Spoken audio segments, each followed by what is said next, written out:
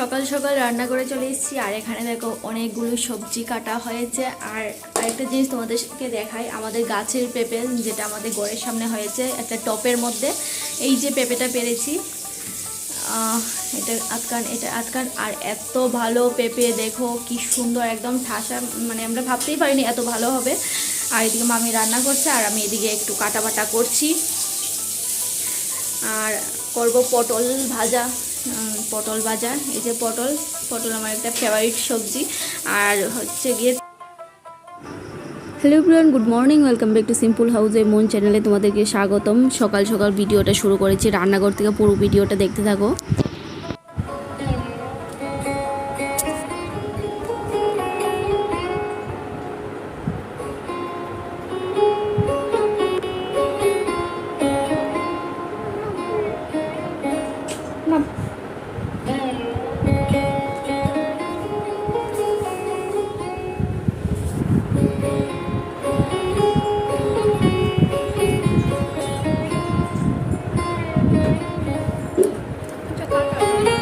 ভালো লাগে, আমার তো খুব ভালো লাগে। জল ছানা ডালের জন্য কাটা হয়েছে, সেখান থেকে আমি একটুকু নিয়ে এসেছি।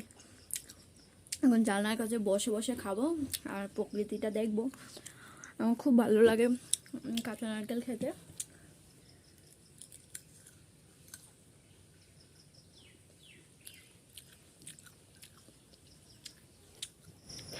কথায় আছে, বাড়ি এমনভাবে বানাও বা ঘর এমনভাবে সাজিয়ে রাখো যাতে বাইরে থাকলেও তোমার ইচ্ছে করবে ঘরে ফেরার, বাইরে থাকতে ইচ্ছে করবে না। ঘরটাকে এমনভাবে সাজিয়ে রাখো মনে হবে তুমি একদম স্বর্গে আছো। এমনভাবে সুন্দর করে সাজিয়ে রাখবে সব সময় যাতে ঘরে ফিরে আসতে ইচ্ছে করে, বাইরে থাকতে একদমই ইচ্ছে করে না।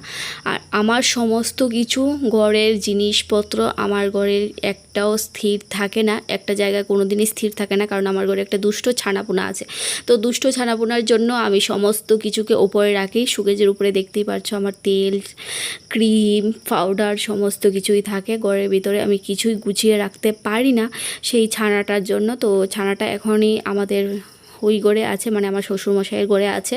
তো সেই জন্য ভাবলাম ও আস্তে আস্তে আমি ঘরটাকে গুছিয়ে রাখি, কারণ ও আসলে তো আবার কাজ বাজ শুরু করে দেবে। যাদের ঘরে ছোট্ট ছানাপোনা আছে তারাই জানে, নিজের কাজ থেকে মানে মার কাজটা করতে ওরা বেশি ভালোবাসে, কাজ করার থেকে কাজটা বাড়ানোটা বেশি পছন্দ করে।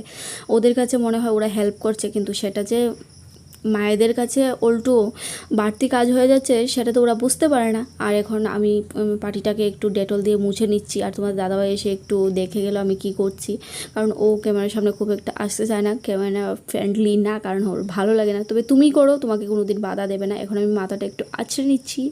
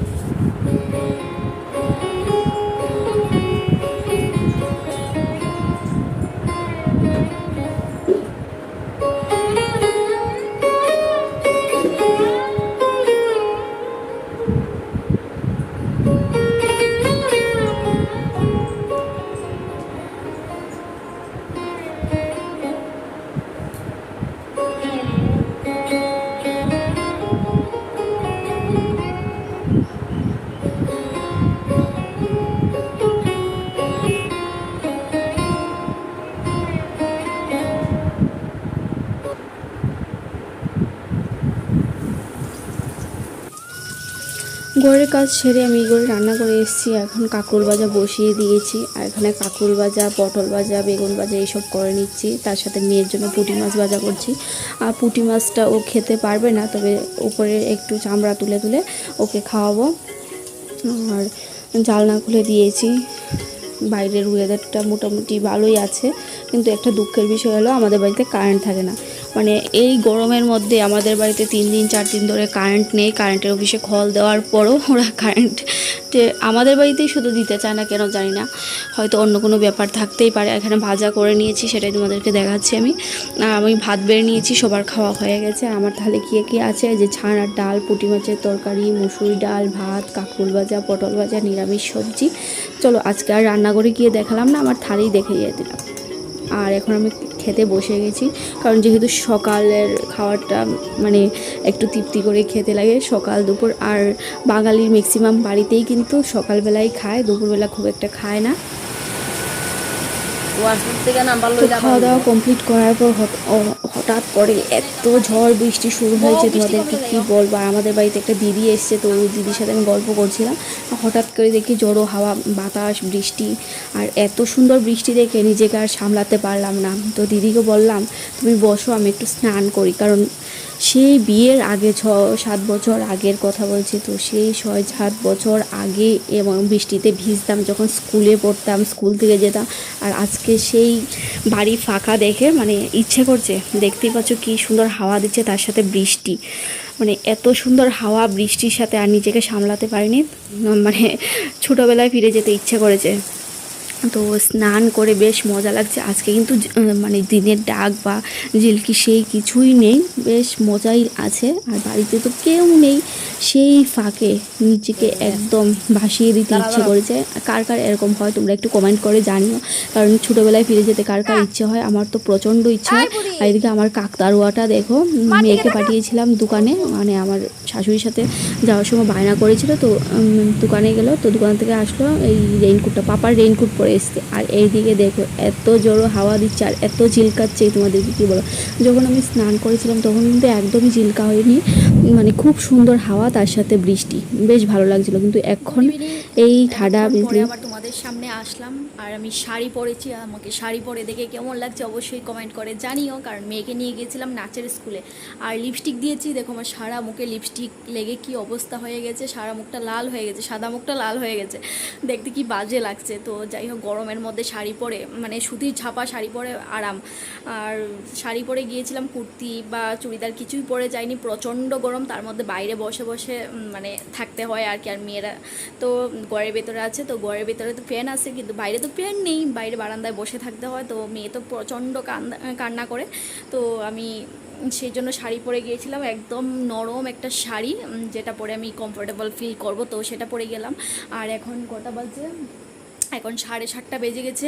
আসলাম বাড়িতে, এসে মেয়েকে একটু দুধ খাওয়ালাম, তারপরেই আবার ওর পড়ার আন্টি চলে এসেছে, তো ও পড়তে বসেছে। আমি এই করে আসলাম, 2-3টে রিলস বানিয়েছি ইনস্টাগ্রামে, তো তারপর এই করে আসলাম। তো এখন যাব চা খাবো, আর আজকে দেখি চা না কফি খেতে পারি, সেটা দেখতে থাকো। আর আজকে রাত্রে একটা স্পেশাল জিনিস বানাবো, তো রান্না করবো। তো এসে দেখো এখানে সব কিছু নিয়ে নিয়েছি, আলু, পেঁয়াজ, রসুন, আদা। তো এগুলোকে আমি এখন কেটে নেব। আর তার আগে আমি মাংসটাকে ফ্রিজ থেকে বের করে জলে ভিজিয়ে রেখেছি, কারণ ঠান্ডাটা ছাড়বে, তারপর মাংসটাকে ম্যারিনেট করব, তারপরে দিয়ে তো রান্না করব। তো তোমরা দেখতে থাকো পুরো ব্লগটা, আশা করি ভালো লাগবে। এটা টিচারের জন্য চা বানিয়ে নিয়েছি, দুধ চা আর বিস্কিট। আজকে আর কিছুই দেব না, যেহেতু শুক্রবার।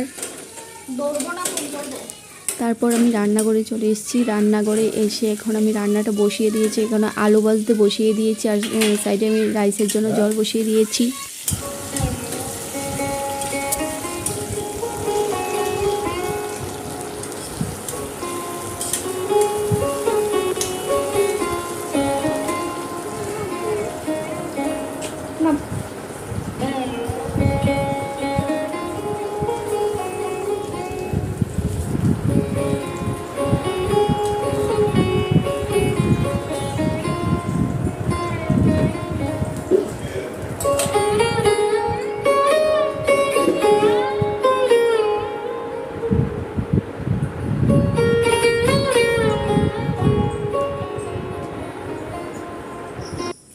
রান্নার প্রিপারেশন দেখে হয়তো অনেকেই বুঝে গেছো আজকে কি রান্না করছি। হ্যাঁ, আজকে একটু বিরিয়ানি রান্না করছি। অনেক দিন ধরে মেয়েটা বায়না করছিল খাবে বলে, কিন্তু বিরিয়ানিটা আর রান্না করা হয়নি। তো ফ্রিজে মাংস ছিল, তো কারেন্ট চলে গেছে, কিন্তু গন্ধ তো বেরিয়ে যাবে, সেই জন্য ভাবলাম মাংসটা দিয়ে বিরিয়ানি করেই খাইয়ে দিই, নাহলে মাংসটা পচে যাবে। আর কারেন্ট না থাকলে ফ্রিজ থেকে দেখবে একটা বাজে গন্ধ বেরোয়, তো সেটা আর ভালো লাগে না। আর ফ্রিজে যা যা জিনিসপত্র থাকে সমস্ত জিনিসেই কিন্তু একটা গন্ধ উঠে যায়। যতই তুমি ফ্রিজ পরিষ্কার করে রাখো না কেন, কারেন্ট না থাকলে কিন্তু ফ্রিজ থেকে একটা বিশ্রী গন্ধ বেরোয়, যেটা একদমই ভালো লাগে না। তো সেই জন্য মেয়ের আবদার রাখতেই আজকে কিন্তু অল্প একটু চিকেন দিয়ে বিরিয়ানি বানাবো। আর আমি কোন স্টাইলে বিরিয়ানি বানাই সেটা তোমরা দেখে থাকো। তো বিরিয়ানির জন্য প্রথমে আমি হাঁড়িটা বসিয়ে দেবো। তো হাঁড়ি বসিয়ে তার মধ্যে জল দিয়ে, মানে চালটাকে আগে থেকে ভিজিয়ে রেখেছিলাম, তো সেটা দেওয়ার আগে আমি কিন্তু দারচিনি, লবঙ্গ এইসব, মানে এলাচ এইসব দেবো, দিয়ে জলটাকে ফুটাবো। তারপর কিন্তু চালটাকে দেবো। আর চালটা আমি আধ ঘন্টা আগেই ভিজিয়ে রেখেছি। আর এখানে কড়াই বসিয়ে দিয়েছি, আলুটা ভাজবো। তো আলুটা ভেজে তারপর চিকেনটা বসিয়ে দেবো। আর বেরেস্তা করব। তো বেরেস্তা করার সময় আমি কিন্তু এই চিনি দেই, মানে পেঁয়াজের মধ্যে চিনি দিলে মুচমুচে হয়। আর আমি চালটা দিয়ে দিয়েছি, আর তার মধ্যে সামান্য একটু সাদা তেল দিয়েছি, যাতে চালটা গায়ে গায়ে না লেগে যায়। তোমরা কি সেইভাবেই করো? হয়তো মানে অনেকে অনেক প্রসেসে বিরিয়ানিটা বানায়, তো আমি যেভাবে বানাই তো সেইভাবে তোমরা দেখো, অবশ্যই তোমরাও পারবে সেইভাবে করতে। আর আজকে তো প্রচুর গরম, হঠাৎ করে কারেন্ট অফিসে কল দিতে দিতে কারেন্ট চলে এসছে, না হলে যা ভোগাচ্ছিল আমাদেরকে, তবে কতক্ষণ স্থায়ী হবে সেটা কিন্তু বলতে পারবো না। আর এদিকে আলুটাকে ভাজতে বসিয়ে দিয়েছি কম আছে। আর এখনকার আলু না সেদ্ধ হতে চায় না, তো সেদ্ধ না হলে তো একদমই ভালো লাগে না। আর বিরিয়ানির আলুটাই কিন্তু মেইন, মানে চিকেন যতটুকুই হোক না কেন। আর এখানে আমি বেরেস্তা করে নিয়েছি, বেরেস্তাটা বেশ ভালো মানে মুচমুচে হয়েছে, তো সেটাকে ঢাকনা দিয়ে রেখে দেবো যাতে নেতিয়ে না যায়। আর এখানে চিকেনটাকে ম্যারিনেট করে রেখে দিয়েছিলাম, দেখো কি সুন্দর করে ম্যারিনেট হয়ে গেছে।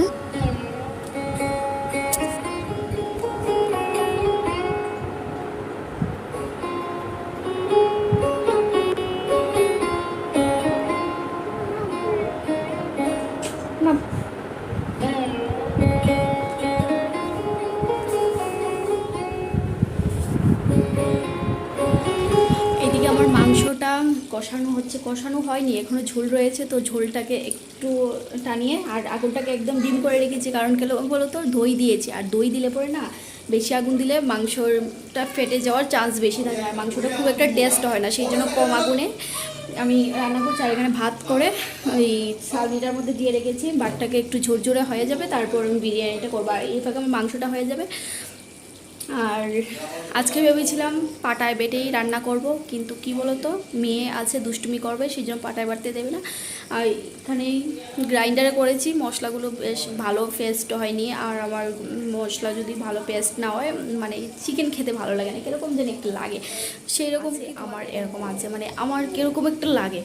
তো যাই হোক, এখানে চিকেনটা কষাই। আর আজকে চিকেনটা দেখো লাল লাল না, সবুজ সবুজ, কারণ মেয়ে খাবে, যেহেতু ও বায়না করেছিল, তো ওর জন্য বানিয়েছি। আর আমি কিন্তু পুরোটাই বাটা মশলা দিয়ে বানিয়েছি, মানে আস্তে যে জিরে গুঁড়ো, ধনের গুঁড়ো, আদা, রসুন, পেঁয়াজ সেই সব তাকে কোনো প্যাকেট ইউজ করে নিই, সমস্ত কিছু গড়ের মশলা দিয়েই বানিয়েছি। আর এখানে আমি মাংসটাকে কষাচ্ছি। আর মাংসর মধ্যে দেখো মাংসর থেকে আলু বেশি।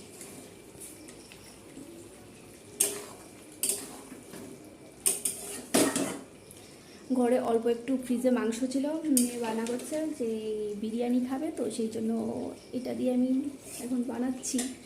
খুব একটা চিকেন ছিল না, আমাদের তিনজনের হয়ে যাবে। আমি যতটুকু বিরিয়ানি করবো, আর ঘরের তো কেউ খায় না। আর রাত্রিবেলা কী কী রান্না হয়ে যায় তোমাদেরকে এক ঝলক আমি দেখিয়ে দিই ক্যামেরা করে।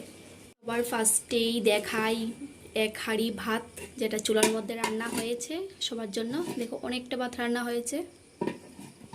তারপর এটার মধ্যে কি আছে, এটার মধ্যে পুঁটি মাছের তরকারি, মানে একদম দেশি পুঁটি, বেশ ভালো লাগে এগুলো, সরপুঁটি আর কি। আর এখানে কি আছে, এখানে সকালবেলা করেছিলাম শুটকি মাছের তরকারি, বেগুনের তরকারি, আর একটু নিরামিষ সবজি আছে, যেটা আমাদের প্রত্যেক দিন লাগে। আর এখানে আছে একটু ডাল। আর ডালটা দেখো কতটা ঘন ঘন করে করা হয়েছে, কারণ আমাদের বাড়িতে কেউ পাতলা ডাল খায় না। দেখেই নিলে আমাদের সবার রাত্রির বেলার খাবার, আর এগুলো দিয়ে আমরা খাবো। আর শশা কাটবো, স্যালাড, শশা পেঁয়াজ এইসব তো কাটতেই লাগবে, কারণ বিরিয়ানির লোকের শশা পেঁয়াজ যদি না থাকে ভালো লাগে না। যাই হোক, চলো রান্না করি। আর আজকে কিন্তু একদমই ঘামছি না, শাড়ি পরে একদমই ঘামছি না, বেশ ভালো লাগছে শাড়ি পরে।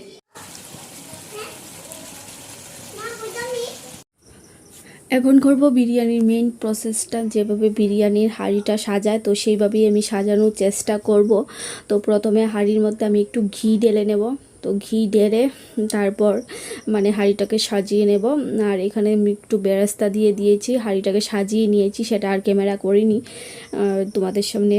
আর এখন আমি একটু পুতাটা দিয়ে দিলাম হাঁড়ির মধ্যে, আর তার আগে একটা তাওয়া বসিয়ে দিয়েছি, একদম জিম আগুনে বসিয়ে দিয়েছি। আর এদিকে অল্প একটু মাংস ছিল, তো সেটাকে বাটিতে তুলে রেখেছি, কারণ গ্রেভি দিয়ে খেতে বেশ ভালো লাগে বিরিয়ানি।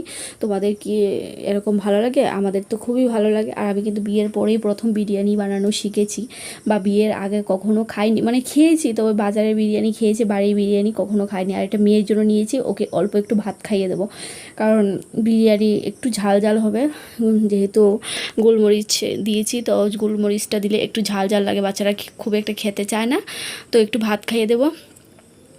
এই যে বিরিয়ানির প্রসেসটা তোমাদেরকে একটু দেখিয়ে দিই, হয়তো উল্টো পাল্টা হয়ে গেছে, আমার আগে পরে হয়ে গেছে ভিডিওটা। আর এখানে দেখো বিরিয়ানির হাঁড়িটাকে একটু গরম করে তারপর কিন্তু আমি হাঁড়ির মধ্যে এইসব সাজিয়েছি। আর মেয়ের জন্য তো থালাতে ভাত নিয়েছি, আর বিরিয়ানির হাঁড়িটাকে কত সুন্দর করে সাজিয়েছি, বেশ ভালো লাগছে। টান টানা টান, ফাইনালি বিরিয়ানি রেডি। কার কার লোভ লাগছে চলে এসছো আমাদের বাড়িতে। আর এখানে দেখো কি সুন্দর করে বিরিয়ানি থালা, তবে সুন্দর থালা নিলে ভালো লাগতো, কিন্তু সেই টাইম নেই। আর এখানে মাম্মামকে দিয়ে দিয়েছি, এইদিকে মোবাইল দেখছে আর এইদিকে বিরিয়ানি খাচ্ছে। আর বিরিয়ানির লোকটা দেখে তোমাদের যদি লোভ লেগে থাকে অবশ্যই কমেন্ট করে জানিও। আর এখানে মাসির জন্য আমরা এখানে খেতে বসে গেছি। তো আজকের ভিডিওটা কিন্তু আমি খেতে খেতেই শেষ করে দেবো, কারণ বিরিয়ানি নিয়ে কথা বলতে পারবো না, প্লাস খাওয়ার পরে আর তোমাদের সাথে আসতেও পারবো না, কারণ অনেকটা পরিশ্রম হয়ে গেছে। সারাদিনের কিছুটা সময় তোমাদের সাথে শেয়ার করলাম, কারণ 15 মিনিট 16 মিনিটের ভিডিওতে তো সব কিছু শেয়ার করা যায় না। তো চলো টাটা, নেক্সট ব্লগে আবার দেখা হবে।